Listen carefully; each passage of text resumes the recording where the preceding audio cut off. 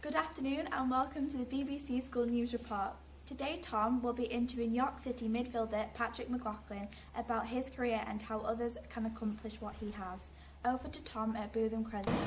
Last season, York City Football Club won promotion to the Football League, and I'm here at Bootham Crescent to speak to York City midfielder Patrick McLaughlin about the experience.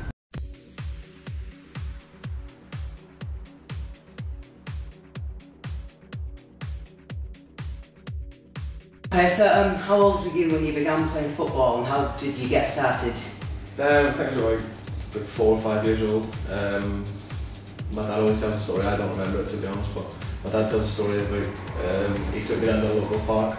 There were some kids playing football, you know, around the same age as me, and you know, he told me to go and sort of join in the game, and he said I couldn't get near anyone, I was useless. He always says that he came back to the house after taking me down to the park, and he said, "Oh Mum, I don't think he's going to be a footballer." And then I started playing in the local boys club team, and in the 10s when I was about 8 years old, and then just took it from there. How long do you usually practice for a week? It depends. Some weeks are different. Obviously, if you have 2 games in a week, you train less. If you have 1 game, then you obviously train that a little bit more, but 1.5 to 2 hours. And then some lads like to do a little bit extra by himself, whether I like practicing shooting and free kicks and stuff like that.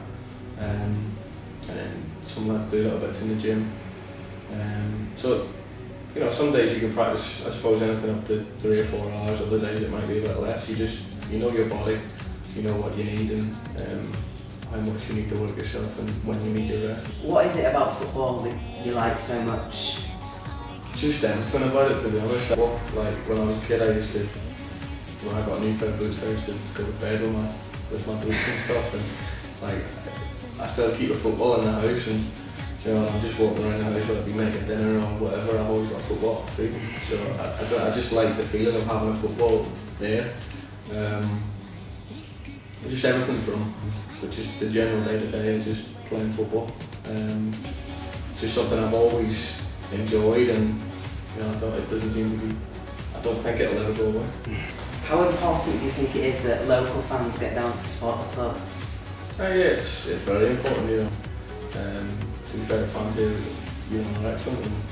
And I think it was last season was my first full season in the senior football, I suppose. And I think it was Darlington here, around about September time, that I first realised, you know, the impact, like the effect that fans can have on the game. And, you know, I think we were, it was either 1 each, or they were winning 2-1, I can't remember, but we got a corner down at the bottom end, and I'd gone to get the ball and take a corner, and just the noise coming from that long-edge stand was, you know, definitely does like spur you on to, you know, gives you that little extra level, you know, when you think you might be getting a bit tired, you know, hear that the crowd getting behind you and stuff, and it definitely gives you that little extra, you know, incentive to go a bit further.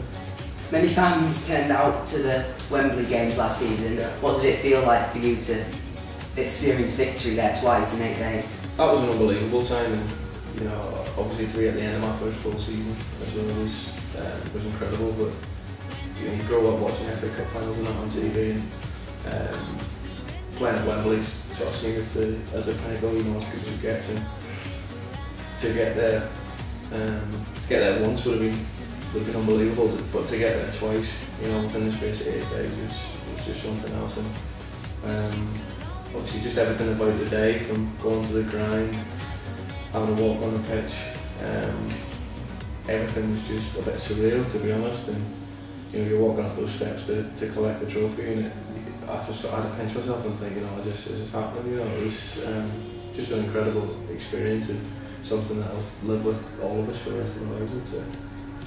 Obviously York are going through a bit of a rough patch at the moment. Do you think we'll recover? I think we'll be fine, yeah. We just, you know, we've got a good set of lads here, and we just need to dig in and work hard, and all stick together, and you know, if we can all get pulling in the same direction, yeah, I don't see any reason why we can't go and get a couple of wins and keep our place in this league, because I think it would be a great shame if this club was to go back into the conference. When I signed here, I actually thought that it was a league club as such, that just, you know, I've been unlucky to go out of league football, but obviously getting back into it, and I think it's important that we stay where we are, so hopefully the squad can get together and get those few wins we need to keep us in the league. What advice would you give to a secondary school student hoping to become a footballer?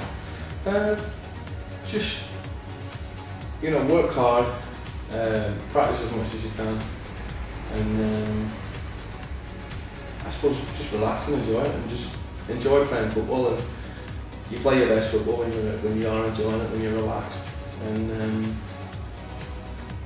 you know, if you can do that, play with a smile on your face and just relax, and the rest will happen for you, I suppose. And but I suppose there's no substitute for hard work. There's no shortcuts in this game. And to get where you want to go, you've got to put the hours in. Obviously, some people are more naturally gifted than others, but some people have different attributes and stuff like that there, and it's just about knowing what works for you, just working hard at those aspects of your game. Thank you very much for your time, it's been very interesting. No problem. Thank you. So we found out some very interesting stuff there from Patrick about his career. Hopefully if you want to be a footballer, the tips he's given you can help you in the future.